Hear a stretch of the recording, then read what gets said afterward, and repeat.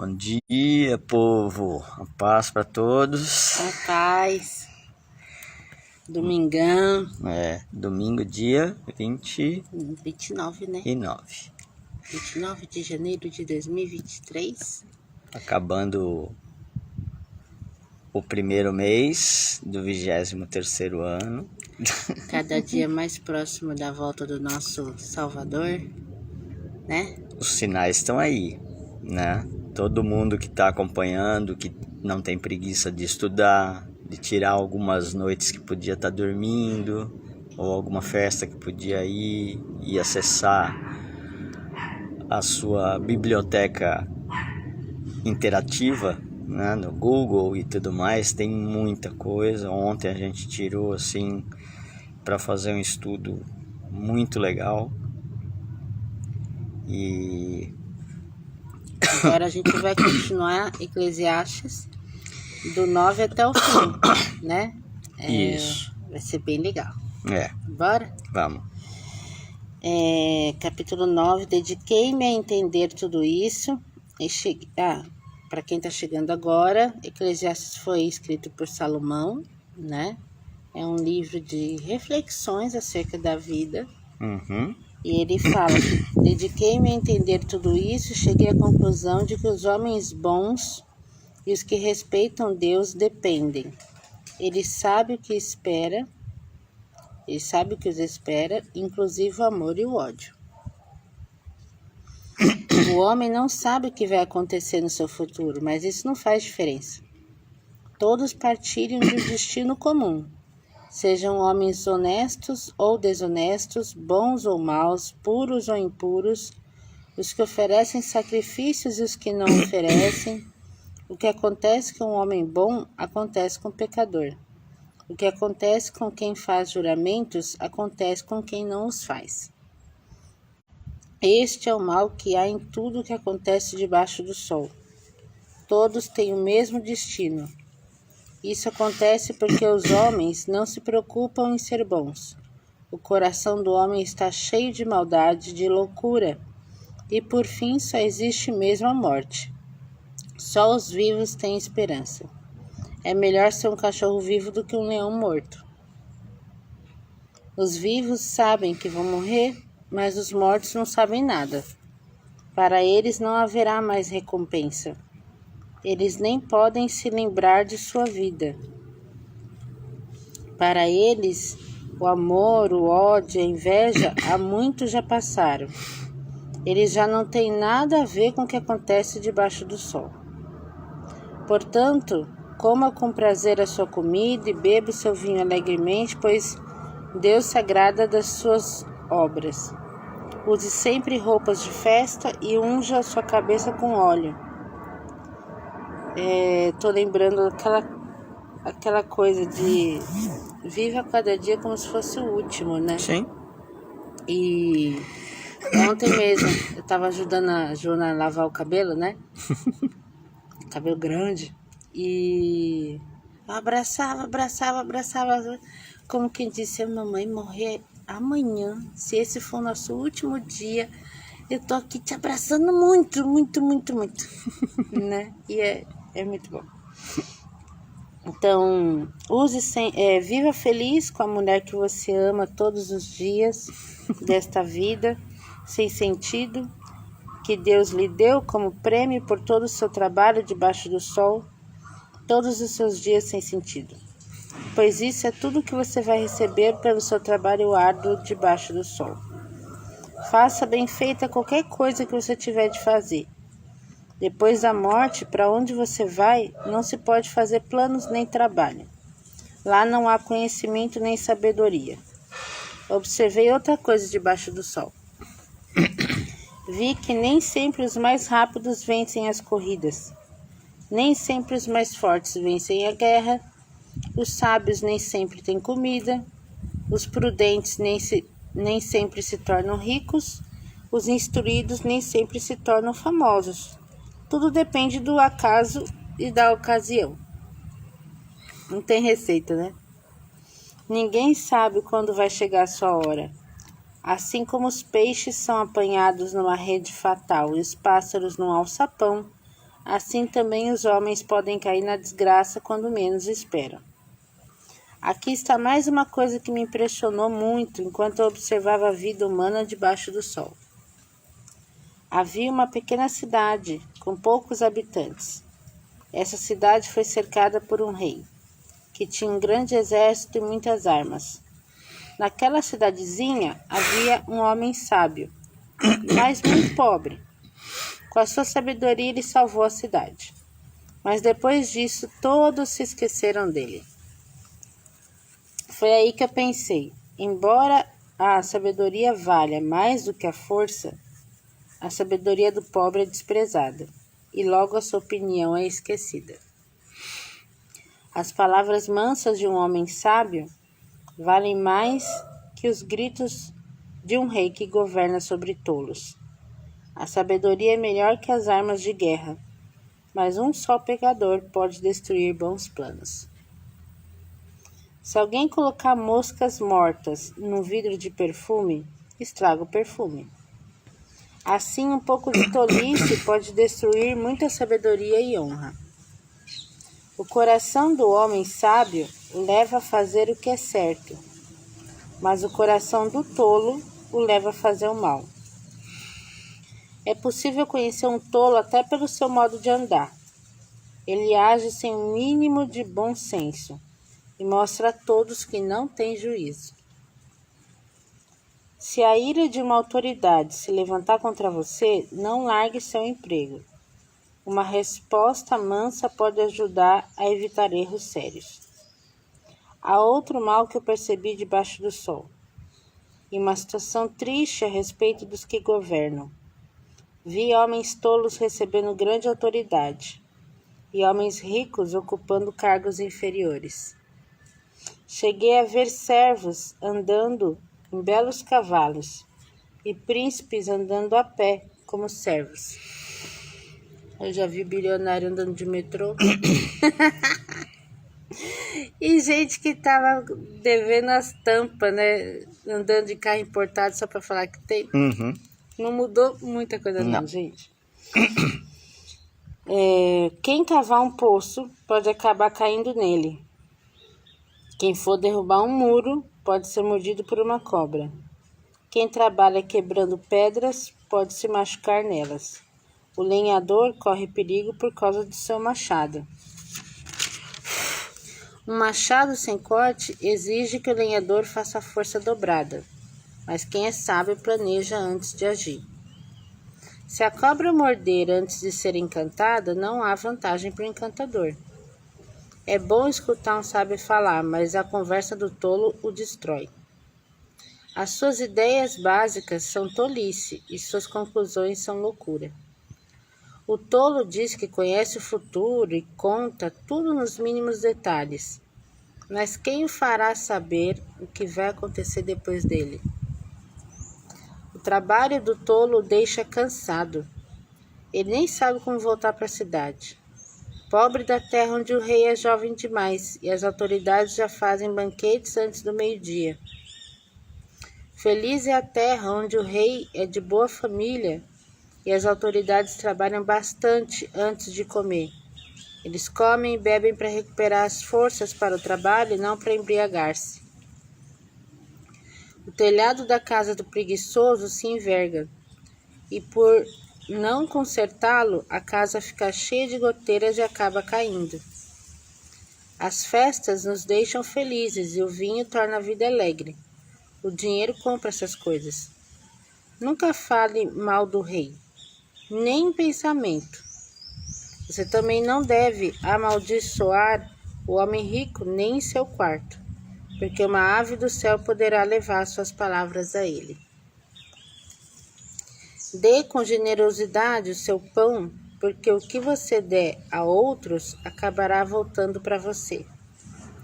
Divida o que você tem com 7 pessoas, até mesmo com 8, porque no futuro talvez você também precise de ajuda. Quando as nuvens estão carregadas, a chuva cai. Depois que a árvore cai, seja para o norte ou para o sul, ali ela ficará. Quem observar o vento não planta, e quem olha para as nuvens não colhe. Assim como você não conhece o caminho do vento, nem sabe como a vida entra no corpo de uma criança enquanto ainda está sendo formada no ventre da mãe, também você não pode entender as obras de Deus, o Criador de todas as coisas. Só aí tem uma citação bem forte, né? Sim, a vida Alguém está querendo decidir quando a vida começa. Se não tem nem entendimento do que é a vida dele, vai decidir o que é a vida de uma gestação. E quantos acham que a vida não começa na gestação, independente de quantas semanas tem, né? Pobre é o tolo, que vai ser cobrado exatamente pelas suas tolices. E por cada gota de sangue derramada. Com certeza. Não pare nunca de plantar suas sementes, porque você não sabe qual delas vai crescer, se esta ou aquela, ou se ambas vão crescer. A luz é doce e é agradável aos olhos ver o sol. Alegre-se em todos os dias da sua vida. Gente, acordei muito alegre. Contudo, você deve lembrar-se de que há dias de trevas, e serão muitos. Tudo que acontece é ilusão. Gente, as formigas estão acabando com a gente aqui. Jovem, alegre-se na sua mocidade. Aproveite bem a sua mocidade. Faça tudo o que tiver vontade de fazer e conhecer. Experimente tudo, mas lembre-se de uma coisa. Você vai ter que prestar conta para Deus de tudo que você fez. Aqui a gente já está no capítulo 12, que é o final. Não permita que nada o deixe ansioso ou faça sofrer, pois a mocidade e o vigor são passageiros. Lembre-se do seu Criador enquanto você é jovem, antes que venham os dias difíceis e cheguem os anos em que você dirá: eu não tenho mais alegria de viver. Os seus olhos ficarão fracos, que não poderão perceber a luz do sol, da lua e das estrelas, e as nuvens voltarão depois da chuva. Os seus braços, que sempre o defenderam, começarão a tremer. As suas pernas, que agora são fortes, ficarão fracas. Os seus dentes vão cair e você não vai poder mastigar direito. E os seus olhos ficarão cansados e fracos. Você ficará surdo e não poderá ouvir o barulho da rua. Você vai acordar com o barulho dos pássaros, mas não ouvirá direito o moinho moendo e a música tocando. Você terá medo de lugares altos, até o caminhar será perigoso.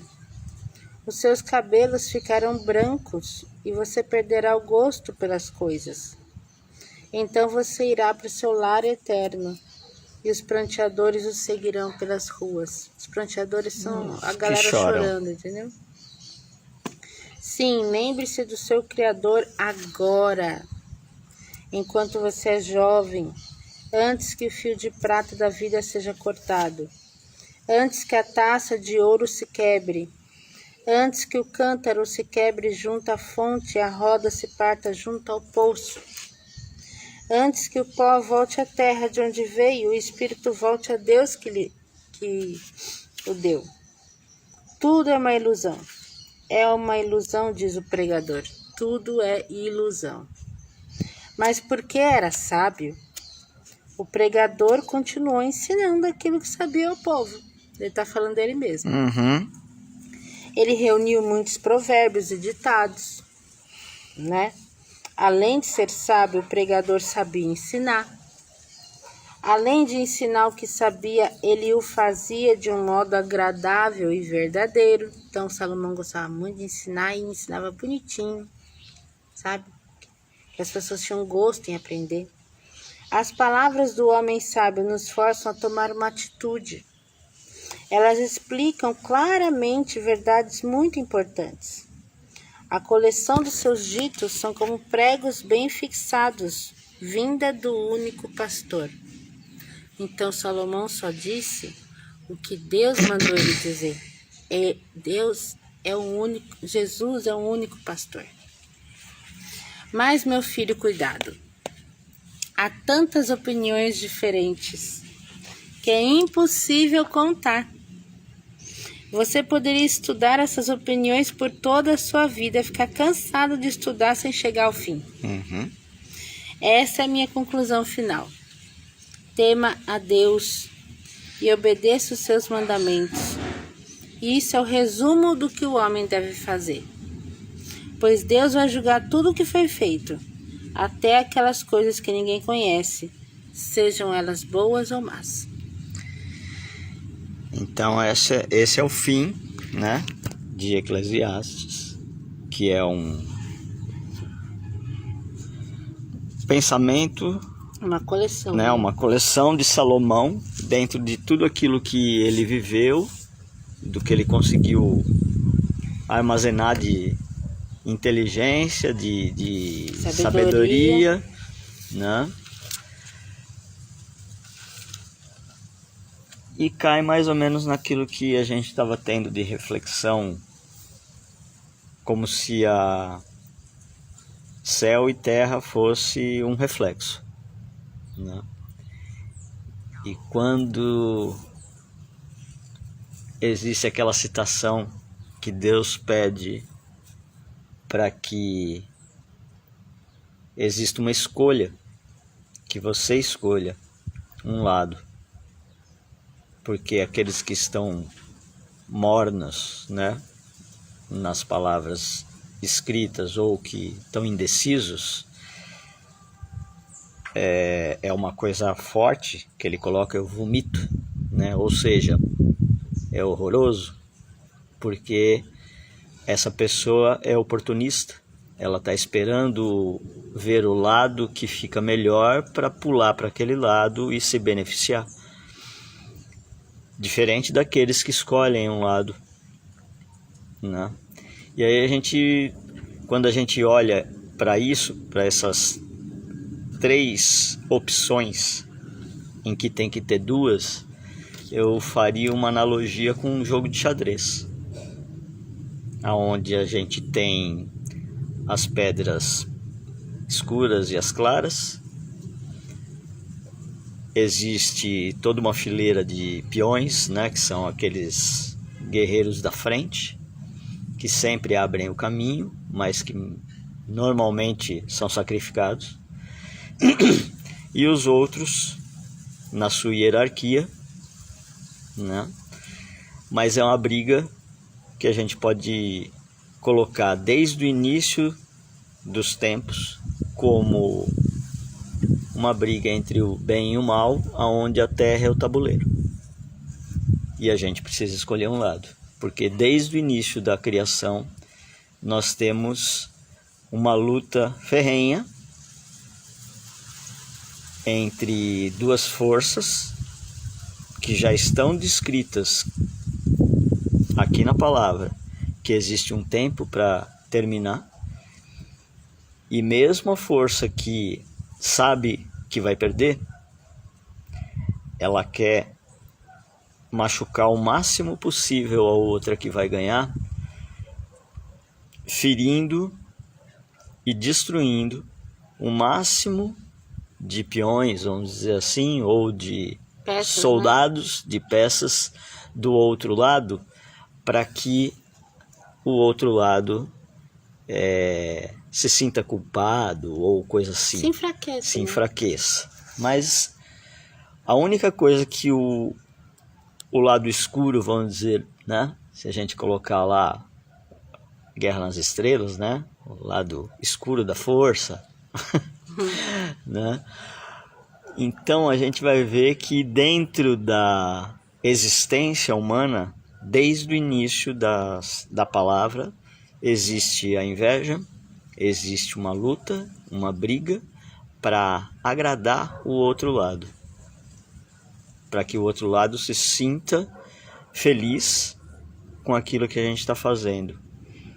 E tem um lado que oferece para a gente, sim, muita coisa superficial, que é o que Salomão diz aqui: tudo é ilusão, porque tudo que está aqui na terra, debaixo do sol, é passageiro. E se você se prende a isto, que são só detalhes você vai morrer exatamente como tudo na Terra morre. Mas se você não se prender às coisas passageiras e sim às eternas, você vai ver que você vai se esforçar o melhor possível para dar para o Pai todo o seu melhor. E aí tudo que você vai ter aqui vai ser consequência, ou seja, o plantio e a colheita. Você vai plantar o melhor possível, numa melhor terra, com a melhor semente, ou a palavra e tal. E o seu retorno, os frutos, podem ser 30, 60, 100 por um, né? Como está na palavra. E ele vai se agradar. E você, apesar de cansado, porque aqui na terra nada é fácil, o esforço é grande, mas a gente faz com amor. Sente a vibração, o bom ânimo de fazer para o Pai. Que é o único que vale a pena. Que é o único que vale a pena. E aí, quando terminar os seus dias, como Salomão estava dizendo, lógico que ele tinha uma sabedoria, mas era uma sabedoria daquela época, antes de Jesus vir. Então, apesar de tudo, muito sábio. Mas hoje a gente já sabe muito mais coisas para quem se interessa em estudar do que eventualmente ele sabia naquela época. E tem muita gente de hoje que não sabe nem um cisco do que ele já sabia naquela época. Jesus já revelou muita coisa, né? E muita coisa foi melhorada, vamos dizer assim. Muita gente fala, não, foi alterada, as leis de Moisés mudaram e tal. Não, cara pálida.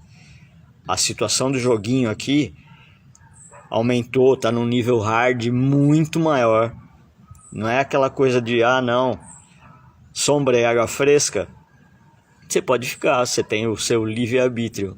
Mas a hora que chegar a cobrança, não vira pro Pai, tete a tete, cara a cara, e fala, por que isso?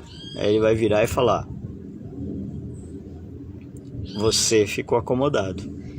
Jesus não joga fora das quatro linhas. Né? As leis não mudaram. Não.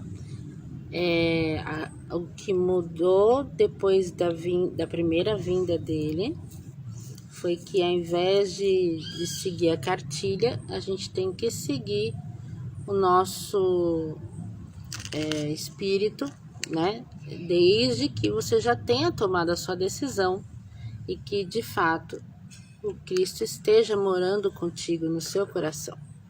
Ele vai te lembrar, o Espírito Santo vai te lembrar constantemente do que você deve ou não fazer e vai te orientar.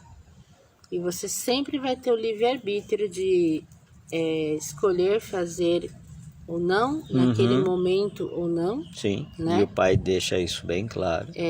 E de verdade, se cada um de nós, vamos colocar a gente no grupo também, se cada um de nós só tivesse essa ocupação na vida, que é obedecer a Deus e amá-lo acima de todas as coisas, e o próximo como a ti mesmo, nós não precisaríamos dessas centenas de anos para resolver esse impasse e esse jogo.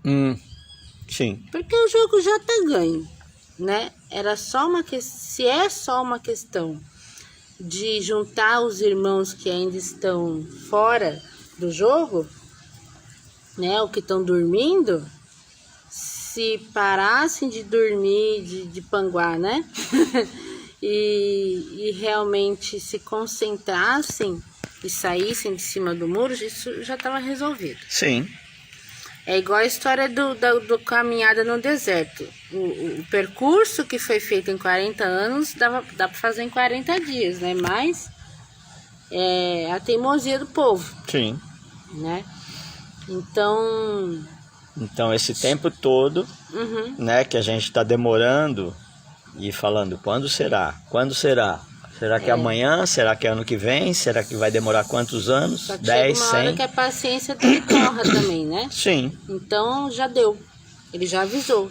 diversas vezes, não só pra gente, mas para vários irmãos que também têm essa intimidade com ele. Tá todo mundo avisando, ó, já deu, entendeu? A mão dele vai pesar, a porta da graça vai fechar. E isso tá perto. não, é muito perto. Sabe quando assim, como ele vai descer pelas nuvens, né? O pezinho tá ali na nuvem. É isso. Acredite quem quiser, né? E é muito melhor que acredite. Deixar só uma liçãozinha de casa aí para quem gosta de história, né? E aí a gente pode unir as coisas de conhecimento para quem gosta de história. Vai estudar não só a história literal da Primeira Guerra Mundial, em 1914. Vai estudar a fundo o que significa o início das guerras mundiais na Terra, que tem a ver com tudo que estava acontecendo no divino, lá em cima. As guerras espirituais, né? Porque como faça na terra, como no céu. Aí é aquilo que eu falo, que é o reflexo. Aqui é o jogo de tabuleiro. E quem está mexendo as peças está lá em cima. O que a gente viu aqui acontecer, já tinha acontecido lá. Aqui só está refletindo, numa proporção muito menor. Então, acessa aí. Você tem Google, né? Hoje é domingo. Vai lá, dá uma estudadinha depois do almoço. Deixa eu ver. Curiosidade. O que aconteceu aí? Você vai ver relatos fantásticos, que muita gente fala que é loucura em grupo. Coletivo, né? É o coletivo, né? Porque tudo que você não consegue explicar, você distorce para tentar dar uma explicação mais lógica. E para se manter na zona de conforto, né? Sim, porque tudo que não é explicável, a ciência ou todos os estudiosos ficam se coçando até conseguir provar alguma coisa, né? Como tudo já estava provado e escrito antes da criação do mundo, porque quem criou já sabia tudo e deixou escrito. Então não adianta querer inventar a roda se ela já existia, né? Ou trocar uma palavra para dizer que é mais bonitinha da forma que você diz, porque ela já existia. Então, basicamente é isso, né? Vai lá, estuda nesse domingão. E vem trocar ideia e também. E depois troca uma ideia aqui, né? Tá bom? A paz, fiquem com Deus. Amém.